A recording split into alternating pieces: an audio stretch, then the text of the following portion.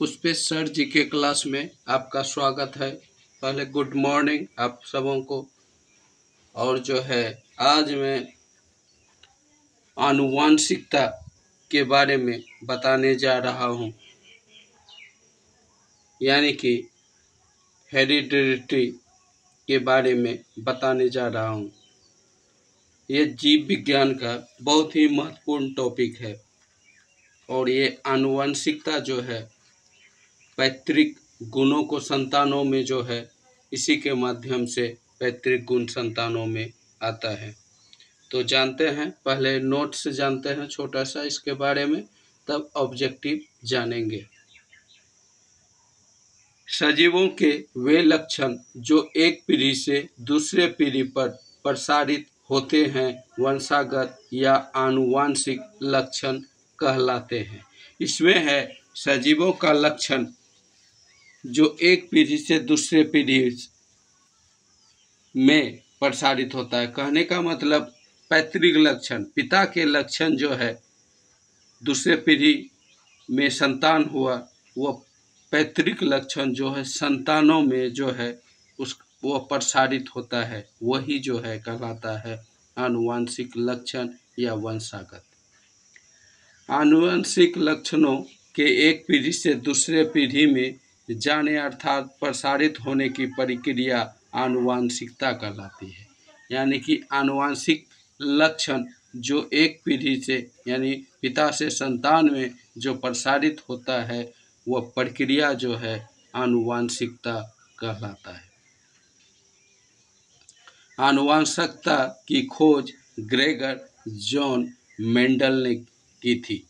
आनुवांशिकता की खोज जो है मेंडल एक पादरी था और जो है उन्होंने जो है इस बात को प्रूव मटर के पौधे पर किया था और जो है इसको सिद्ध किया था, वो प्रयोग किया था मटर के पौधे पर और जो है उन्होंने आनुवांशिकता का सिद्धांत दिया।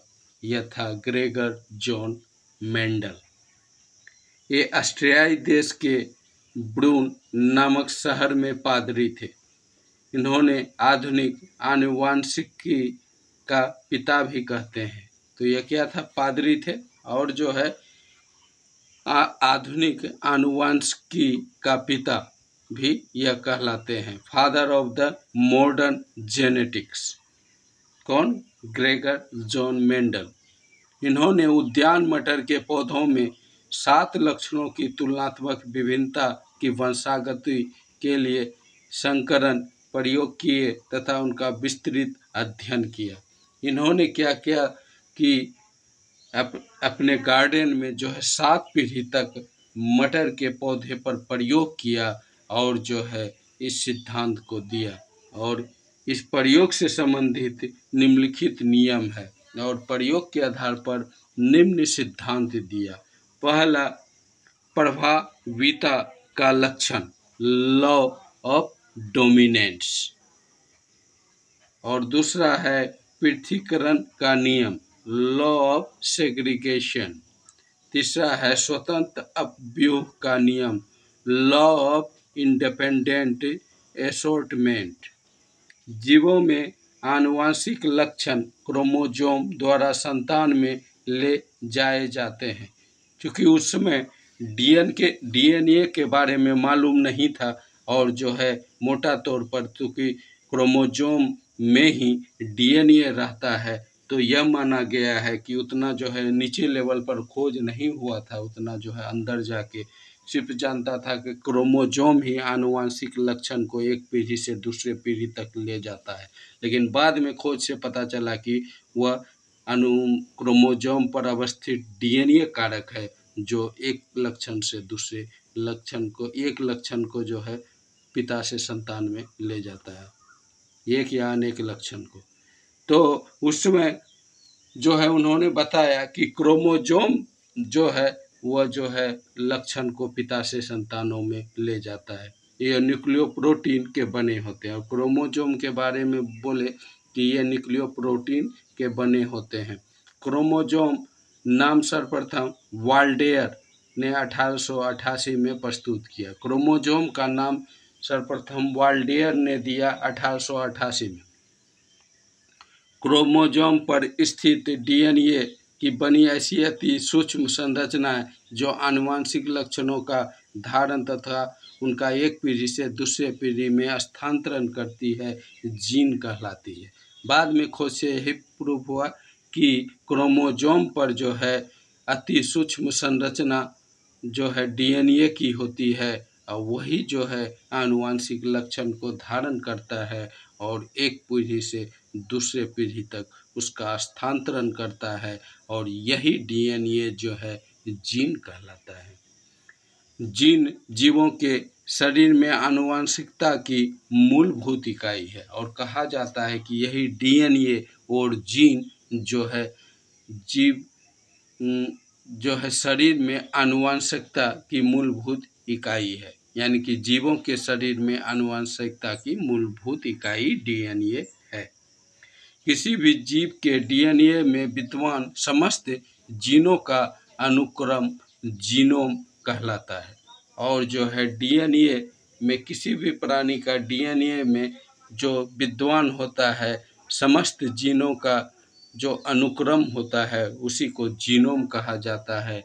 जीनोम के सभी गुणसूत्रों का संरचनात्मक एवं प्रक्रियात्मक संगठन जीनोम चित्रण कहलाता है, यानी कि जीनोम जो है यानी कि सारे गुण लक्षणों का जो है एक सीक्वेंस में जो सजा होता है किसी जीव का, वही जो है जीनोम कहलाता है और जो उसके जो है पूरा फिगर जो कार्य प्रक्रियात्मक संगठन बनाता है जीनोम चित्रण कहलाता है। प्लेमोन जीन या जंपिंग जीन के सिद्धांत का प्रतिपादन बार बड़ा मैकक्लिंटोक ने किया था, यानी कि इसने जो है जंपिंग जीन, एक नया टर्म है न, जंपिंग जीन के सिद्धांत का पूछ सकता है परीक्षा में किसने प्रतिपादन किया था, तो इसका होगा बार बड़ा मैकक्लिंटोक, इन्होंने ही प्रतिपादन किया था। इस खोज के लिए उन्हें चिकित्सा विज्ञान के क्षेत्र में नोबेल पुरस्कार से सम्मानित किया गया, यानी कि बारबरा मैकक्लिंटोक को जो है जंपिंग जीन के सिद्धांत के लिए ही नोबेल पुरस्कार दिया गया था। उन्होंने मक्के के पौधे पर अपना अनुसंधान किया था। अध्ययन के तौर पर उन्होंने देखा कि जंपिंग जीन द्वारा जो आनुवंशिक परिवर्तन होते हैं उससे मक्के के दाने पर कुछ धब्बे पड़ जाते हैं, यानी कि जंपिंग जीन मटर के पौधे पर, मटर कहने का मटर नहीं, मक्के के पौधे पर इन्होंने प्रयोग किया और उन्होंने बताया कि जंपिंग जीन के कारण जो परिवर्तन इसमें होता है इसके कारण जो है उसका जो है मक्का का दाना आता है उस पर स्पॉट पड़ जाता है, यानी धब्बे पड़ जाते हैं। नए प्रयोग के आधार पर यह निष्कर्ष निकाला गया कि सभी कोशिकाएं में डीएनए के खंड होते हैं जिन्हें ट्रांसपोजेबल तत्व या ट्रांसपोजेन कहते हैं, जिनका विकास की प्रक्रिया में महत्वपूर्ण योगदान होता है। उन्होंने कहा कि प्रत्येक प्राणी के कोशिका में जो है डीएनए के खंड होते हैं जिसे ट्रांसपोजेबल तत्व या ट्रांसपोजोन कहते हैं, जिनका विकास की प्रक्रिया में महत्वपूर्ण योगदान होता है। जीव कोशिका में दो प्रकार के न्यूक्लिकम डीएनए एवं आरएनए होते हैं, यानी कि इसमें न्यूक्लिक तत्व जो है जीव कोशिका में दो तरह का होता है, एक डीएनए तथा एक आरएनए। ये न्यूक्लियोटाइड के बहुलक हैं, अर्थात ये बहुत से न्यूक्लियोटाइड से मिलकर बनते हैं, यानी डीएनए आरएनए बहुत सारे न्यूक्लियोटाइड से बनते हैं। प्रत्येक न्यूक्लियोटाइड 3 अणुओं से मिलकर बनता है, नाइट्रोजनी बेस, पेंटोज शुगर, फॉस्फेट, यानी कि न्यूक्लियोटाइड 3 अणुओं से बनता है। न्यूक्लियोटाइड मतलब क्या, डीएनए या आरएनए, ये न्यूक्लियोटाइड है, यह 3 तत्वों से 3 अणुओं से बनता है। एक इसमें नाइट्रोजनी बेस होता है, प्यूरिन, पिरामिडिन, दूसरा होता है पेंटोज शुगर और तीसरा होता है फॉस्फेट। तीन बेस क्या होता है इसका, तीन अणु क्या होता है, ये न्यूक्लियोटाइड डीएनए आरएनए जो बनता है। एक होता है नाइट्रोजनी बेस, दूसरा पेंटोज शुगर, तीसरा फॉस्फेट। और जो है purine base adenine and guanine, ये हो गया। डीएनए एवं आरएनए दोनों समान होते हैं। पिरामिडिन बेस आरएनए में साइटोसिन या यूरेसिल, इसमें क्या है डीएनए आरएनए तो समान होते हैं लेकिन कुछ अंतर होता है। पिरामिडिन बेस आरएनए में साइटोसिन यूरोसिल होता है, जबकि डीएनए में साइटोसिन थायमिन होता है। यानी कि आरएनए में यूरोसिल होता है और उसके जगह डीएनए में जो है थायमिन होता है, बाकी साइटोसिन समान है। डीएनए में डीऑक्सीराइबोज तथा आरएनए राइबोज शुगर होता है। शुगर के नाम में भी डिफरेंट है। डीएनए में डीऑक्सीराइबोज शुगर, आरएनए में राइबोज शुगर होता है। समांतर डीएनए से आरएनए की कॉपी बनती है और जो है डीएनए से आरएनए की कॉपी होती है। यह प्रक्रिया अनुलेखन ट्रांसक्रिप्शन कहलाता है। यानी डीएनए से आरएनए बनना, यह क्रिया जो है ट्रांसक्रिप्शन कहलाता है। कुछ वायरस में आरएनए से डीएनए की कॉपी होती है, यानी उल्टा।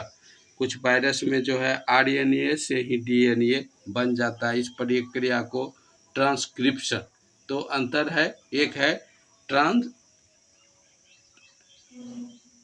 रिवर्स ट्रांसक्रिप्शन, एक है ट्रांसक्रिप्शन, एक है रिवर्स ट्रांसक्रिप्शन।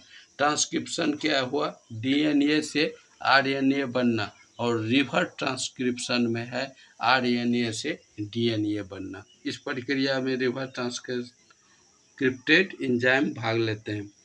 एक्सरे तकनीकी व्यवसाय में लगे व्यक्तियों को अपनी कोशिका के डीएनए में अस्थायी परिवर्तन का खतरा रहता है। यानी कि एक्सरे टेक्निक व्यवसाय में लगे, जो एक्सरे करता है व्यवसाय में लगा है, उसके डीएनए में अस्थायी परिवर्तन का खतरा रहता है। ज्ञातव्य है कि डीएनए एक न्यूक्लिक अम्ल है जो आनुवांशिक पदार्थ के रूप में कार्य करता है। ओके, डीएनए न्यूक्लिक अम्ल है, आनुवांशिक पदार्थ के रूप में कार्य करता है।